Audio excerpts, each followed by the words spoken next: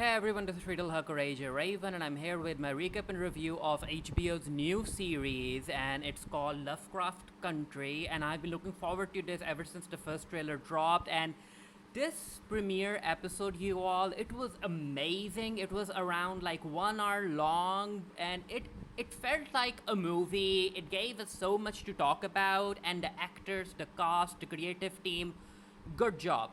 So, the first episode is titled Sundown, and it opens with Atticus, played by Jonathan Majors, and he's an African American soldier in the US Army.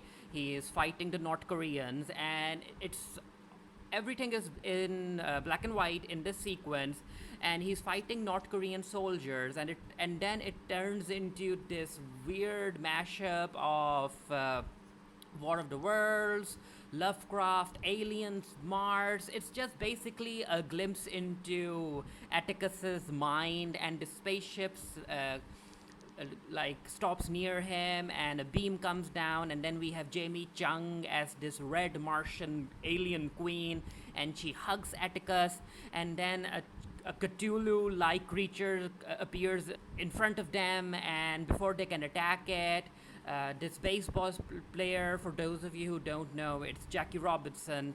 He comes in as the hero, and he is able to save Atticus and Jamie Chung's Martian character. The creature ends up forming again, and before Jackie Robinson can hit the creature again, Atticus wakes up from his dream. He's wearing the glasses. He's actually reading the book, A Queen of Mars, I guess, a Princess of Mars, right? He's reading that, and Atticus as a character is basically a nerd. He's very geeky. He has these cute little glasses on, and I fell in love with Atticus's character the moment he came on screen. Jonathan Major looks amazing in this role, and it turns out that he's in the segregated part of the bus. So this takes place during the 1950s. So yeah, things weren't great. So the bus ends up breaking down, and Atticus again is reading the novel while everyone is waiting for the bus to be fixed, but apparently it's going to take way too long. So a truck comes in as a lift. So, and the truck, of course, is only going to allow the white people to get on. And yeah, Atticus and the other black passenger end up having to walk. And yeah, it's the way this show ended up showing how it was during that time. And even though things have comparatively gotten better, there's still a whole lot of work that needs to be done. And these two talk about, even though Atticus is a fan of Lovecraft and other authors, and especially John Carter, the story, the woman that he's with, she's like, you are in love with characters that are ex-Confederate journals or whatnot. And Atticus is kind of divided because he loves the stories. However, the characters in the stories and the authors that wrote those stories those weren't great people or good people. And it's always very weird when people are debating about separating the art from the artist or the creator. And yeah, it's something that everyone has to decide for themselves. So we shift to Atticus's uncle, and that's his wife, Hippotila. I don't know how to pronounce it. It's basically Diana's mother from all of that Wonder Woman lore. So she's there, and she actually wants to go with her husband because her husband, Mr. Freeman, wrote the Green Book, which is basically a handbook or a guidebook for people of color, especially made for black people. And it had all the details about where the areas they shouldn't be in, and if they are in certain areas, what establishments would be welcoming to them, and all of that stuff. So of course, the uncle's wife wants to go with him, and uncle is like, it's dangerous, I don't want you to go with me. But anyway, these two are making love, and their daughter Diana, so yeah, the Wonder Woman reference, right? So Diana has woken up. She is an artist. She's also left-handed. She's very creative, and she's like drawing these pictures, and she hears her parents making love, and she's like, ugh. So she goes into the kitchen, and when as she rolls up the blinds of the window, she notices Atticus, and of course that shocks her. She wasn't expecting him. She screams. The parents come out there like, what happened? And it's Atticus. So yeah, everyone's happy, and Yeah, it's a happy family. I really like the dynamics of Atticus's family, especially with his uncle, aunt, and cousin. So yeah, Atticus goes to his uncle's publishing house, and again to talk about H.P. Lovecraft. And yeah, if you guys Google H.P. Lovecraft, it's highly problematic. So Atticus came back because he got a letter from his father. Apparently, his father went missing 2 weeks ago, and Atticus wants to know what's up with his father. And apparently, from what I can understand, Atticus's mother has this birthright. So his father wanted to learn more about that, even though Atticus's mother is dead. And as far as Atticus is concerned, his father is at a place called Arkham, and the uncle reads it, and the uncle is like, no, it's Ardem, not Arkham. That's a D, not a K. And yeah, they need to figure out where Ardem is. To learn more about his father's whereabouts, Atticus goes to the bar where his father usually stays, and he goes there. He's like, "Where's this person?" He names the person. It turns out that that person is in the back. He's getting a blowjob from another guy, and yeah, we have a first queer character in this show, you all.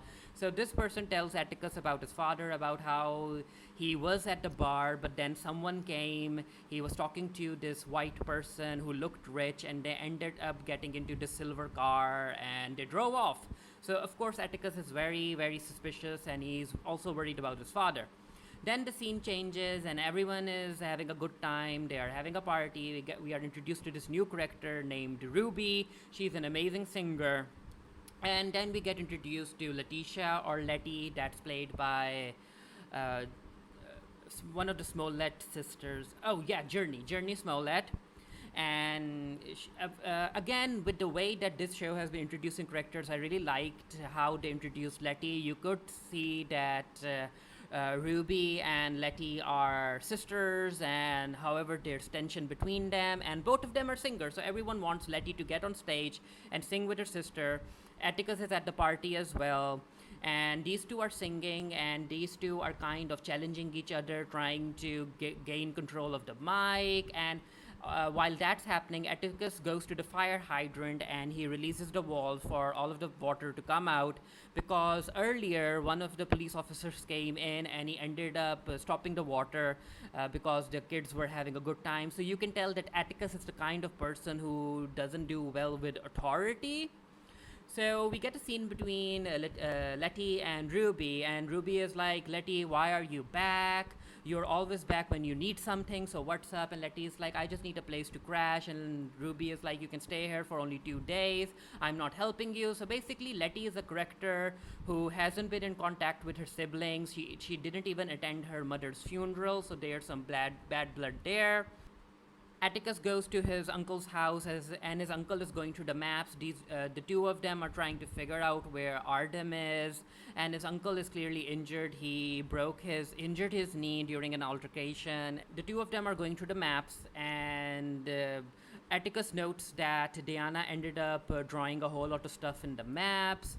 And then Atticus is like, if we need to figure out where Ardem is, we might end up going to Devon County. And his uncle is like, yeah, we need to go there because I need to update the Green Book. And Atticus is like, I don't think we should go there. It looks dangerous, especially because Diana drew the Grim Reaper on it. So yeah, these are just clearly signs that danger is coming. Atticus goes to his own place, and you can see that the Freeman family is into reading books. You can see a whole lot of books there. And then he notices that his father was reading The Count of Monte Cristo, and he takes out a picture of them when they were young. And as he's going into his room, he notices the damaged wall. Apparently, we get to find out that his father abused him, and I guess his father bashed Atticus's head into the wall. It's bad. So all of these memories are coming back to Atticus.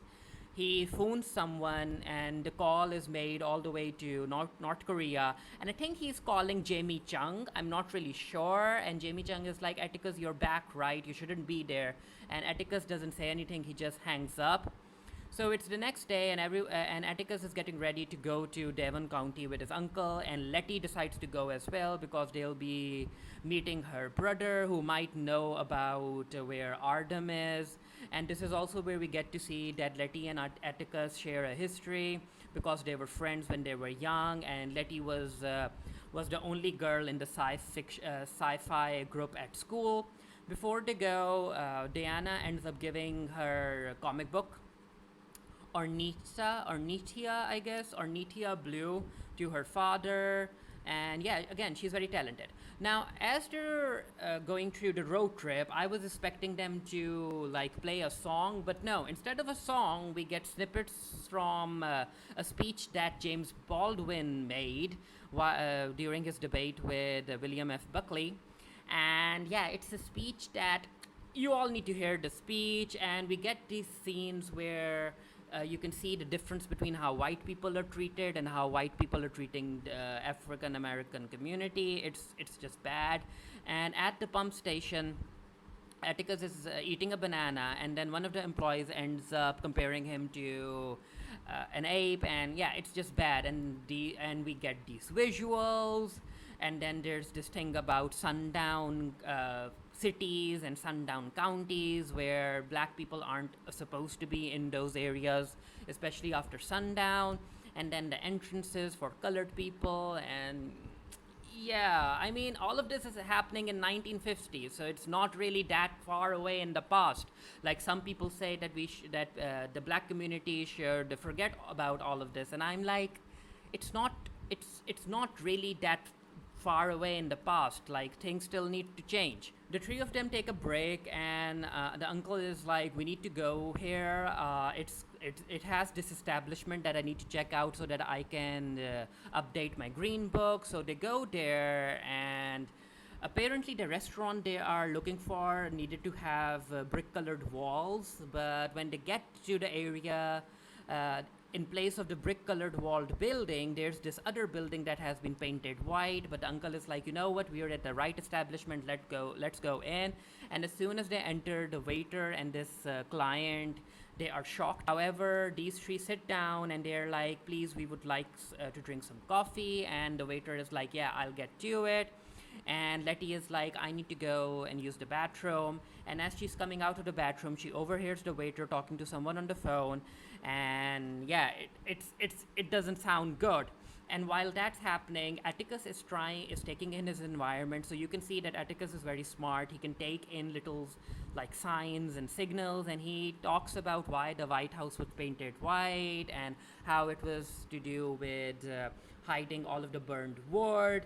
And then he notices the burned floor, and this is one of my favorite scenes in this entire episode. And while Atticus and his uncle are talking, Letty runs out of the bathroom and she's like, "You all need to get out of here, hurry." And we get to hear the sirens blaring. And Uncle George, before he leaves, he still takes a few candies, and I'm like, "Okay, Uncle George, do what you want to do." So yeah, these white racists are after them, and Letty is the one driving. They are trying to chase them off. They're shooting at them. Atticus is trying to shoot back. It's very, very dangerous. It's very, very high energy. And then the silver car comes between them, and yeah, the silver car stops, and before the racist car can hit the silver car, it's as if it ended up hitting an invisible barrier, and it flips over, and those racists ended up dying. And I'm like, okay, you know what, I'm okay with it. So Letty stops the car, and this weird looking strange woman comes out of the silver car. I don't trust her. That's why I said she looks weird. I don't trust the entire getup. So I'm like, yeah, I don't want to trust her. I don't want to talk to her, even though she just saved my life. So yeah, Letty and the rest don't stop to talk to her. They just drive off, and they reach Letty's brother's house. And this is where Letty's brother gives them these files about how Devon County has this sheriff, and he's very shady. He's very racist. He's against the community, and not only is the sheriff terrorizing people, there are supposedly these strange animals, whether it's wolves or bears, that are killing people. So Atticus and the rest need to be very careful. And this is also where Letty's brother tells everyone that if you are wanting to go to Artem is basically in the middle of nowhere. So Atticus is like, "We'll call the registry, we'll figure it out." So Uncle George decides to call his wife and he's talking to his daughter about the comic she created, and I'm like, yeah, this little girl is very talented. And then he ends up talking to his wife and he's like, you know what? The next time I go on a trip to update the Green Book, I would like you to go with me. And Hippotila is like, yeah, that makes me happy. So Atticus is outside, he's reading a book, and I'm like, Atticus, can't you read the book inside? I don't think you have a whole lot of light outside. But anyway, he's outside, and he ends up hearing Letty arguing with his brother because, again, like Ruby, yeah, there's a whole lot of problems between these siblings, and even Letty's brother is like, you didn't even come to mom's funeral, Letty. So Uncle George comes out, and this is where these two talk about Atticus's father, how Atticus's father wasn't happy about Atticus joining the army, especially because he would be fighting for a country that doesn't really care for people like him. And yeah, but Atticus did what he had to do. And this is also where we get to see Uncle George trying to make excuses for Atticus's father, saying that that during the first year that Atticus was in North Korea, in the army, his father would always talk to Uncle George to get updates about his son. And then Uncle George is like, your father was younger than me, he was smaller, he got the burnt of it, which basically means that their father beat them as well. And Atticus is like, if you knew how my father was, why didn't you come protect me? So yeah, that shot when Atticus took, I was like, ooh, that really hit the target. So it's next morning. So of course, because Letty's brother doesn't want Letty to stay in the house, Letty is still traveling with Atticus and his uncle, and they're trying to find the road to Ardham, and no one can find it. They apparently ended up driving on the same roads for like 10 to 15 times now, and Atticus is of course frustrated. He gets out of the car, Letty follows him, and Letty is like, Atticus, I understand that you are frustrated, but you know what, chill, we'll find your dad, but not today. And then these two hear something in the woods, and Letty is like, what do you think is that? And our Atticus talks about the Shogun, which H.P. Lovecraft created, which is basically a blob with thousands of eyes. And as they're talking about this fictional monster, this sheriff car drives in, and I'm like, yeah, I really enjoyed how this show handled fictional monsters as well as real life monsters. And in a sense, you can kind of deal with fictional monsters, but dealing with real life monsters, that's a whole other ball game. So the sheriff comes out, and the sheriff is like, you do realize that Devon County is a sundown county, which means that if I see black people in the area after sunset, I'll be arresting them or killing them. So he ends up threatening the tree, and they are talking about if they can get out of the county before sunset, which is like in 7 to 8 minutes. And I'm like, you all knew that there was only 7 to 8 minutes left before sunset, and you were still driving around. Like, you should have played it safe. But yeah, the sheriff is here, and before they drive off, Atticus is like, Sheriff, it's legal to make a U-turn here, right? And the sheriff is like, ooh, you're smart. I can allow you to make a U-turn if you say that, please let me make a U-turn. And Atticus again, yeah, he ends up playing with the sheriff's rule, and what follows is probably one of the most intense scenes I have ever seen in a TV show. And yeah, this show didn't have any fictional horror creature in the scene. They're all human, and this scene with the sun setting and the sheriff behind them and Atticus being unable to drive above the 25 speed limit, it was so intense. I was like, will they make it? Will they make it? I want them to make it. Letty even takes out Atticus's gun just in case, and the sheriff is taunting them from behind. It's amazingly written, amazingly shot. So yeah, even though Atticus and the rest are able to leave the county, the sheriff's people still stop them, and it was predictable. Like, yeah, I mean, you can't expect better from people like them.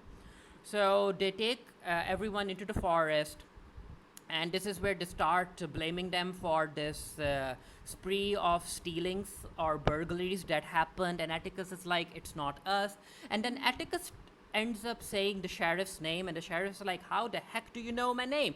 And because Atticus read his file, that's why he knew sheriff's name, and that creates a whole other drama. But before they can do anything, Yeah, the Shoguns attack, and these Shoguns are deadly. They will eat you, and everyone runs. And I had to laugh because Atticus ended up running with Letty, and they left Uncle George. Wait, you all just left Uncle George? Atticus, he's your uncle. You need to go help him. It felt so weird that they just left Uncle George there. And they end up finding this cabin, and when they reach the door, this is where Atticus is like, wait, where's my uncle? And Letty is like, just come in here. I was like, now you remember that your uncle is back, back where you all started running from. So the uncle takes this torch, and I'm like, I don't want to see Uncle George die. I don't want to see Uncle George die. But thankfully, he doesn't die. And while Letty and Atticus are in the cabin, the sheriff and one of his subordinates also get into the cabin, and the sheriff is clearly hurt. And Uncle George makes his way into the carriage, into the cabin as well. And this is where they all figure out that because Uncle George had this torch flashlight, that's why the Shoguns didn't attack him. So yeah, the Shoguns are afraid of light, and that's why they don't appear in daylight, and that's why they attacked them, because it's sunset now. So this is where Atticus is like, our car has a lot of flares, we need to get to the car, I'll go. And the sheriff is like, no, I don't want you to leave. I think that you're going to leave us alone. Why don't you send the girl? And I'm like, oh, sheriff, how can you be like that? And yeah, so Letty has to go, and Letty is like, I am scared, but yeah, I can do this. And Atticus is like, yeah, you can do this. So we see Letty run, and again, Journey Smollett can run. I loved the way she ran. She gave it her all. It felt real. And while that's happening, this is where Uncle George is like, Atticus, do you remember what happens when a vampire bites someone? So yeah, the sheriff is infected, you all. And the sheriff starts turning into the creature. Letty is able to get to the car. She is able to turn on the headlights. And before the creature that the sheriff has turned into, the creature sheriff ended up killing his subordinate, and before it can attack Atticus, Letty drives the car right into the cabin and hits the monster, and the monster runs away. But yeah, they can't take a break right now, so Atticus brings Uncle George into the headlights so that he can remain safe, while Letty and Atticus use these flares because they have to survive until dawn. However, I do think that the creatures could have killed them if they really had the time, but before they can attack Atticus and Letty, there's this weird siren as if someone is whistling these creatures back. So yeah, the creatures leaves Letty and Atticus and the uncle alone, and it's the morning, so I guess they can't drive the car. The car is probably damaged, so these three start walking, and they do end up getting to Ardham. And of course, they are very weirded out about this very gothic looking mansion, and they're like, you know what, we have to go inside. And as they're making their way to the front entrance, they notice the silver car that saved them previously. And before Atticus can knock at the door, this very strange looking man opens the door, and I'm like, yeah, I don't trust you either. I don't trust you. And the man is like, whoa, we have been expecting you. Welcome home. So yeah, that's where the episode ended. One of our writers will be doing a written review of this for the Geekiary. The link to that will be down in the comment section below. Let me know if you guys watched this episode. I enjoyed every bit of it. Again, like I said, it was only 1 hour long, but it felt like a movie. And I'm looking forward to seeing what the second episode will offer us. And yeah, it's on HBO. It's also on HBO Max if you guys want to check it out. And let me know what you thought of it down in the comment section below. Until next time, stay happy, stay safe, stay blessed. See you guys later.